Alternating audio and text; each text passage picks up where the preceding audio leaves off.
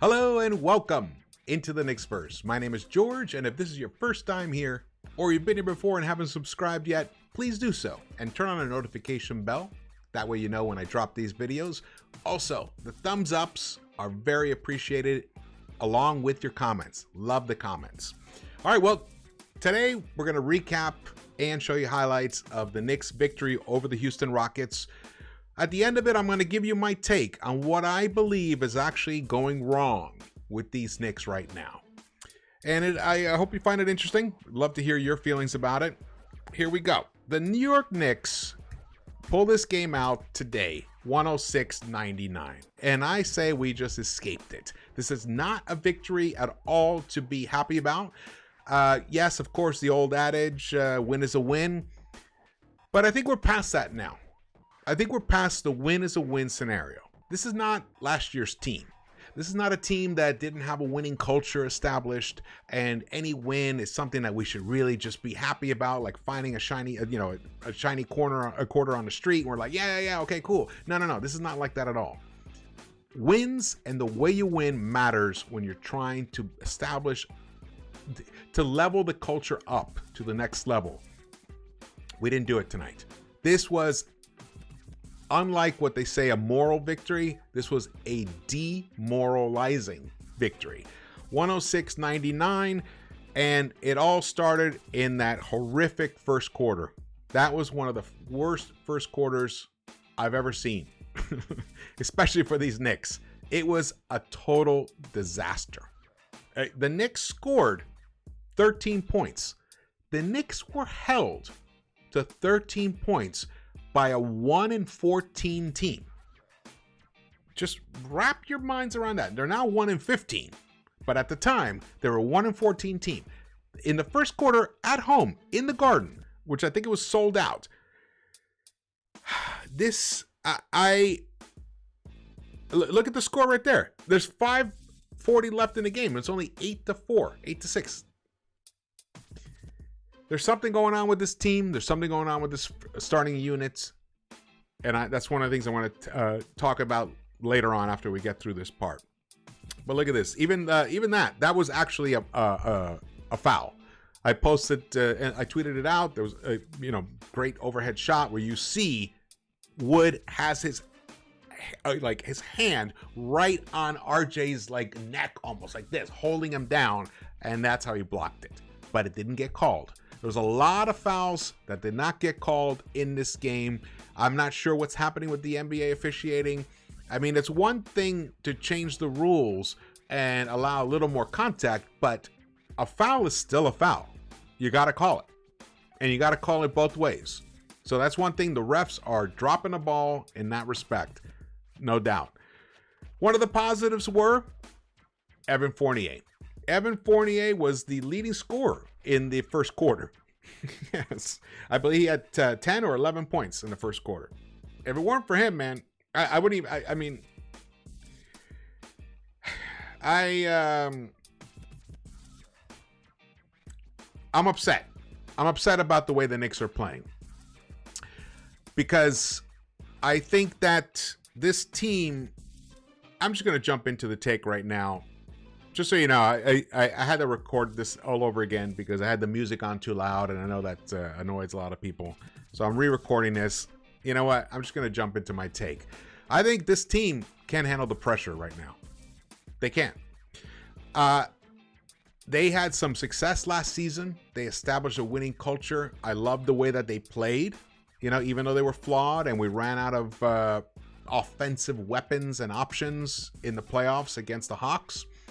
But when they signed Fournier and they got Kemba and they brought back Burks and Rose and then gave us Nerlens, and then we're expecting RJ to level up again, and then Obi and IQ, they looked great, and especially Obi looked great in summer league, and IQ his shooting wasn't that fantastic, but I love the way he ran the squad in summer league. So the expectations were building, were pretty high for this squad.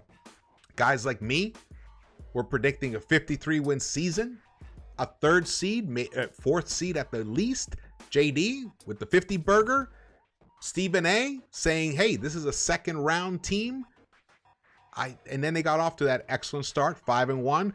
But that loss to the Magic was the harbinger of doom eventually. That showed that this team does not have the killer instinct. That's what we're lacking right now. And I'm going to put that all upon, well, it's the whole team. It's the whole first unit, because the second unit has been outstanding. That first unit has not. We've actually had the, in fact, let me switch to the second half highlights. We've actually had the worst first unit, starting unit, I think, for a short period of time, the worst differential, the worst starting unit in the history of the NBA. That's how it was. But the inverse was we actually had one of the best benches. We figured, okay, eventually it'll all level out. Well, it's taken way too long. Shouldn't have lost that game to the Magic. The game to the Pacers shouldn't have been as close as it was. We shouldn't we shouldn't give up leads, and we shouldn't fall so far behind where we have to claw our way out of it. This kind of way of playing is it's going to lead to the Knicks struggling to get home court advantage this season in the playoffs. It's going to lead to the Knicks struggling to secure a playoff spot not to avoid the play-in. That's what's going to happen. If this team doesn't wake up, and here's what I want to say. Here's what I want to say to the Knicks players, or anyone who's connected with the Knicks in any way. Guys, just chill. Just relax. You guys are incredibly talented. Trust each other. Block out the noise. Julius, when you signed that contract the first time when you came to the Knicks, what happened to you? Why did you play so badly? Because you felt the pressure of being the number one.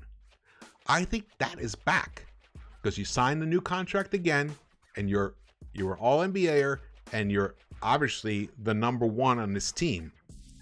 I think, and because the team, the way that the composition of the first unit has been altered, you're trying to figure your game out, but you're forcing it. However, tonight you did have 9 assists, and that was fabulous. It's one of the reasons why we were able to hang on and escape with a win. But your offensive game is just not there because you are taking too much on your shoulders. Same with RJ. RJ, this is year 3. Everyone's expecting you to level up, and you even gave us a glimpse of that. You had a tremendous 4-game stretch where you averaged 26.3 points per game. So we're like, okay, we're here. He's leveling up. And then the pressure. Also, you're playing in front of large crowds at the Garden.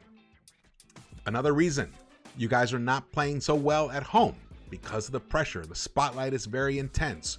Fournier signs a big contract. He comes to this team. Kemba, you're trying to save your career. I mean, OKC basically are paying, they just, they didn't want to hold on to you. They didn't want to pay.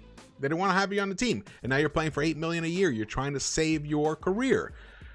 The one guy who actually doesn't have those issues is Derrick Rose, because this is his 3rd time around with this team. He got his nice contract. He has an excellent role with the bench unit, and he had the ability to play with those same guys last season. So there's a familiarity right there.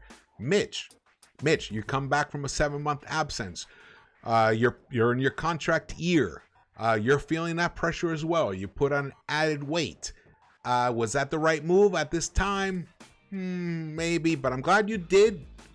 You made an attempt to make a change of some sort, because you do get pushed around by the bigger guys like Embiid. Well, that didn't happen the first time you played against Embiid, so that's interesting. But the whole team, I think this bubble just kept increasing of pressure. And it finally popped. And what was that guy? That was a commercial. It finally popped, and it's just bubblegum was all over these guys, and they're not enjoying playing together in the first unit. Not that it's not a talent issue. It's not talent. It's a chemistry issue. And the chemistry is being disrupted, I believe, by the pressure of having to succeed. right now. Block the noise out. Enjoy playing with each other. Just get out there, enjoy the game. Like, hey, you want to shoot around? Yeah, let's go play a game. Hey, you want to play? It just happens to be, it's going to be on the Madison Square Garden court in the most famous arena in the world. Just happens to be that's where you play. Block that out. Enjoy it the way IQ enjoys it. That's why he's been actually playing really well. He loves this pressure. He loves the spotlight. IQ tonight, in the fourth quarter, Burks and IQ combined for 27 points together. Burks gave us 17 points, hit 5 of 6 three-pointers. I mean, Burks has been fantastic. He hit the past, I want to say about 4 or 5 games or so. His defense has been excellent. But man, in the fourth quarter, man, just you can't say enough about how well he played. He finished with 20 points. He shot 6 of 8 overall, 5 rebounds, 3 assists. I'm surprised IQ did not have an assist. I could swear I saw an assist between him and OB, but I don't know, it doesn't show there. But he finished with 13 points, shot 3 of 5 overall, 2 of 4 from behind the arc. 10 of those points were in the fourth quarter. In the third quarter, again, the Knicks struggled. They did not win that quarter. I think it was 26-25 was the final. Yeah, 26-25 was the third quarter total. The Knicks scored 34 points in the second quarter and the fourth quarter, but only finished with 106 points overall. Why? Because that first quarter, they only scored 13 points in that first quarter. The turnovers, the rebounding was a terrible. Look, in the rebounding in the first quarter, they were out rebounded 21-8 by the Houston Rockets in the first quarter. Doesn't make sense. RJ was only 1 of 7 in the first quarter. Randall was 2 of 7. The team overall was 5 of 23, 3 of 10 from behind the arc. You know, those 3 3-pointers, I mean, they help, but we need you guys to keep the ball moving. When the ball sticks, the Knicks lose. Look at Randall, the 9 assists. That's what we need. We had 25 assists as a team overall. That is good. Keep that part up, and please, rebound. 37 rebounds. This team was out-rebounded. Here we go. 37-48. Look at the offensive rebounds. The Houston Rockets had 13 offensive rebounds. We only had 4. They put up, it had 84 field goal attempts. We as a team, the Knicks only had 78. We were out attempted by 6. Come on. If it weren't for the 3-point shot today, we would have lost this game. We outscored them by 28 in the 3-point differential, which is important because in points in the paint, they outscored us by 30. 56-26. So it came down to what? The free throw line. Luckily, tonight we hit 84, almost 85% of our free throw attempts, 22 of 26. And they did not. They didn't even hit 60% of theirs. So that was the difference in the game in the end. And man, thanks for that, because look at the steals. We had 12 steals. Nice. We had 25 assists. We had 8 blocks. We had about the same as blocks. In the hustle stats, we did well. But in the rebounding, we did not. Guys are just out of position. Julius, I saw a couple of times. He's just looking the wrong way. He's not blocking this guy out. And then, a Rocket comes in and he gets, I think it was Sengun who got one, and Wood got another couple of offensive rebounds. And they just punish us. They just punish us, and they get easier baskets, and it makes us have to work harder, and it just throws the whole sync off of this team. Tomorrow, we have a big game against the Chicago Bulls, or today when you're watching this. In Chicago, can this team somehow use the energy and the positivity of actually pulling out a win today and carry that into Chicago tomorrow? Well, we hope so, because if they can pull out the win tomorrow, they'll be 10-7, and it'll start feeling like, okay, maybe this team has figured a little bit something out, and it might have, because this team was able to get Fournier unlocked tonight. Fournier contributed 19 points. He was a +7 overall. which is really important. He was the second leading scorer behind Burks with 20. So our small forwards, the third position, gave us a total of almost 40 points today. That's excellent. That really is good. I mean, look at, because Julius gave us 16 points. Julius, I don't think he scored over 20 points in a while now. But Quickly. Gotta love that. Gotta love that kid. Love that kid. Love Quickly. The game flow. That shows you a lot of the story there. We finally took the lead, I think with about three something left in the fourth quarter. Never gave it back. Thanks for that, man, because I did not want a heartbreaker towards the end. This was a rough win. This is not a good win. Don't all get excited about this win. Think about it this way. In the first quarter, when the Knicks were out rebounded 21-8, RJ, Fournier, and Kemba, and I highlight Kemba because Kemba has been a decent rebounder in general. The three of them combined for a total of 0 rebounds in the first quarter. You guys got to figure it out, and you have to figure it out now because the schedule, the soft spot of the schedule is over. You were supposed to rack up wins now. You didn't. You only have 9 right now. I believe at this time you were supposed to have, it was supposed to be 11-5. I think, yeah. Next, you play the Bulls in Chicago. You come home to play the Lakers at home. And LeBron is going to play because he wants to play at MSG. He came back in time, so that he can play here. Then you have a back-to-back after Thanksgiving against the Phoenix Suns at home. But then you have to travel to Atlanta against the Hawks. And then you finish the month of November against the Nets. That is a brutal stretch. So this win, I guess it is bigger than I'm making it out to be. Because if we had lost tonight, it'd be hard for me to even smile right now. All right, well, thanks so much for watching this. The other one was much longer, so this is better. I don't like when they go too long, the recaps.